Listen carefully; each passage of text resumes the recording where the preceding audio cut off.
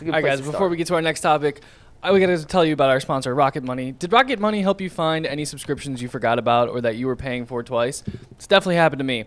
I had a few subscriptions that I didn't even realize I was still paying for, and Rocket Money made it super easy to track them all down. It's like having a personal assistant for your finances. Rocket Money is a personal finance app that helps you find and cancel your unwanted subscriptions, monitors your spending, and helps lower your bills so that you can grow your savings. It brings everything together in one place, whether it's subscriptions, your spending habits, or even the goals you want to hit this year. Rocket Money has over 5 million users and has saved a total of $500 million in canceled subscriptions, saving members $740 a year when using all of the app's premium features.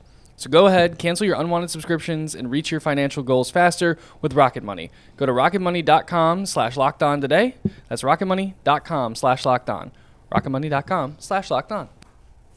This segment is brought to us by Rocket Money, but we're going to pull up some FanDuel odds here for our next topic. The NBA's championship odds were updated prior to the tip-off of the Christmas Day games yesterday, and despite what the standings look like, the favorites to win the title, according to FanDuel, look quite different. As you can see on your screen, Boston still 2-1 favorites to win the championship. Oklahoma City is the second best odds at plus 310.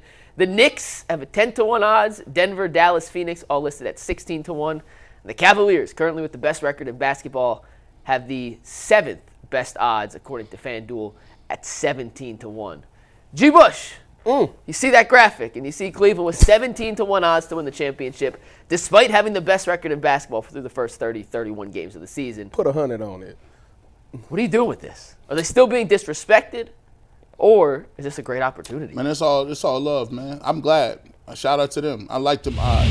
I like to fly right under the radar, right on into the season, right into the playoffs, right into the conference finals, and see where the chips lay. Hey, look, I gave the Celtics they're not. They're the champions. They got, I think, the best roster, slightly, in the Eastern Conference. But you gotta give them a nod for that. But look, if the Cavs get to a point where they can have the number 1 overall record and they got home court advantage throughout, then I'm going to take the Cavs' opportunity for that. Because, look, I really feel like the Cavs have pretty much one of the top 1, 2, 3 home court advantages in the crowd in the league. I think they got a closer in Donovan Mitchell that can get hot. I think they got a lot of shooters that can get hot. That's the thing about this roster that I think is way more potent than other years. You got guys on this team like Sam Merrill. You got guys like Strus. You got guys like Niang. You got guys like even Evan Mobley. Guys is hitting shots. Like everybody ain't gonna be cold. No. Everybody ain't gonna be cold. Even Isaac Okoro is shooting crazy from certain spots on the floor. Everybody's not gonna be cold at one time for the Cavs. So for me, I look at those other teams. Yes, they're very good. I only break it down to the Eastern Conference because guess what? And when you get into the NBA Finals, you're there. Anybody has a chance, a puncher's chance to win. So for me, I'm looking at the rest of the East. I'm not scared by the Knicks. I think what the Cavs has done with the Knicks is saying, oh, well, you got Cat. Cat is nice. He shoot outside. We got bigs that shoot outside too. Yep. I think that the Brights aren't too light or too bright anymore with the Knicks. I do think that they got a really nice squad, and I think they've some pieces and parts. But when you make trades like that and you move people in and out, the Knicks don't seem to have that same level of heart when they had DiVincenzo and Hart. It just seems like I was a little more scared of what the Knicks was able to bring to the table because they was just playing a rugged style. Like, you got a little bit softer with Cat. You don't have Hartenstein and Robinson down low. Hart at the 3 position is a mismatch for you, and you had a closer in Jalen Brunson. So for me, I like the Cavs' chances, but let them fly right under the radar. I don't want no smoke. We just go ahead and let them get their money off. I'm fine with the odds right now. When you think about, I'm breaking down on the Eastern Conference side as well. When I look at the Celtics, to me, obviously the Celtics should be there because of the fact that they were there. They won it all last year. The same team essentially come back. They still look good. And they're just a matchup nightmare right now for the Cavaliers because of the size thing. But when you talk about New York, because that's really what it comes down to, who's going to be in that Eastern Conference final between the Cavs and New York.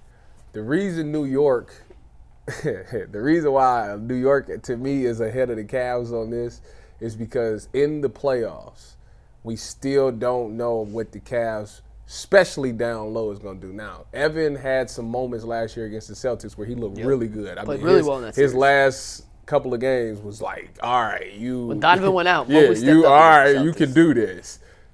But Jared Allen, everybody still thinks about the Jared Allen. New York, they look good as of lately right now. They've really figured out what they want to do.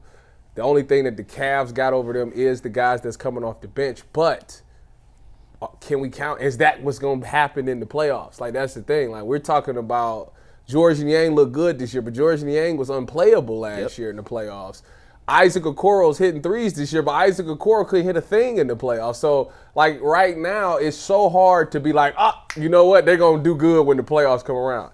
Because we going off of history's shown us that these guys, some of these guys that we thought, Karis LeVert, some of these guys we thought was going to be good and we could count on, didn't show up in the playoffs. So, that's why, to me, those odds is fair because it's like, dude, until you show me that you can do this in the postseason, no, I'm not about to give you no credit. To where the Knicks, I know they ain't really went that far either, but still, when you put them on paper right now, the chemistry, that the dog that they got in them playing at the Garden, how that scares people and stuff like that, it makes sense to why they're ahead of the Cavs. And on top of that, they still don't even got Mitchell Robinson back. And Mitchell Robinson, when he's down there, he made Jared and Evan look like pedestrians out there. So when he comes back, I need to see the Cavs play them with Mitchell Robinson back and see if they can still bang down there because that's the only man that I seen tell you soft to your face in the media, go right out there the next game and prove to you that you soft. Like that, to me, I can't look past that right now. So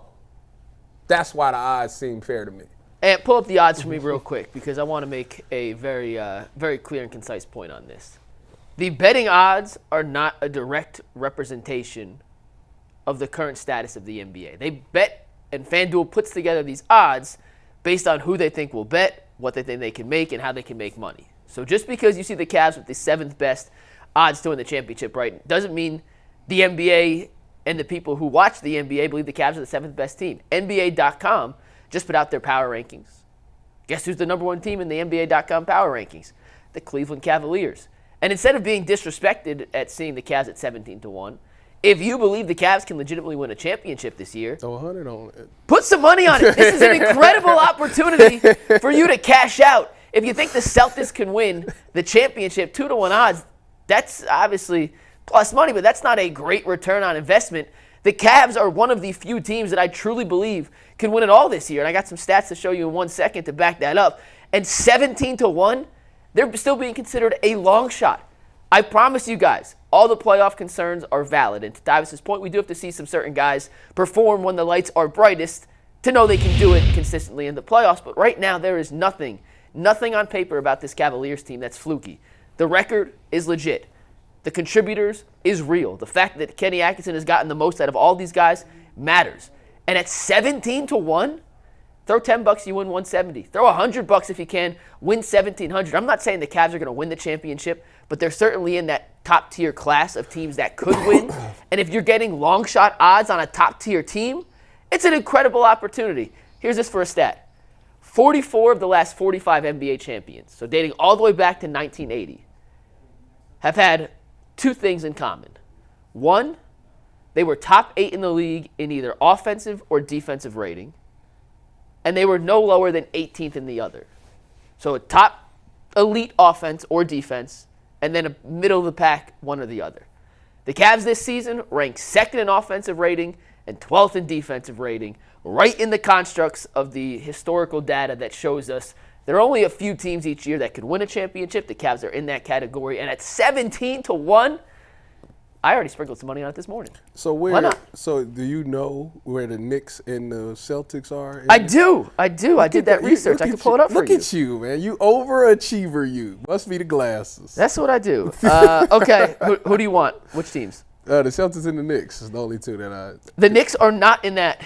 Not in the top 10 and not top 18? They're not top 7 or top 8 and both. They don't fit both criteria. Okay. The Celtics do. They have the number 1 offensive rating, the number 8 defensive rating. Okay. There are 7 teams this season that have fit that criteria. It's the Celtics, the Thunder, who are 12th on offense, 1st on defense, the Rockets, who are 18th on offense, so that's the cutoff, and 2nd on defense, the Grizzlies, who are 6th on offense, 4th on defense, who are having a really good year, by the way, the Grizzlies. Yeah, they are. And then the Dallas Mavericks, who are 4th on offense, 7th on defense. So those are your 7 teams this season that fit that criteria, that 44 of the last 45. Not a small sample size, guys. We're going back to 1980. 44 of the last 45 champions have fit that criteria. And the Cavs, one of the 7 teams this year that are currently in it. I need this too about this time. Remember 2016? You got to think about what the climate and the climate of Cleveland sports was. 2014, 15, 16. Browns were god awful. They were terrible. Wait, what year you say? 14, 15, 16. Terrible. That's before 15 was 1 is 15, and the other one was 0 and 16. Man. 16 was 0 and 16. Cavs was going to the finals. Cavs was going to the championship. They won in 16. At least I'm we not got going to say 3 they're going to wins. win in what 24, 25, but here's the thing.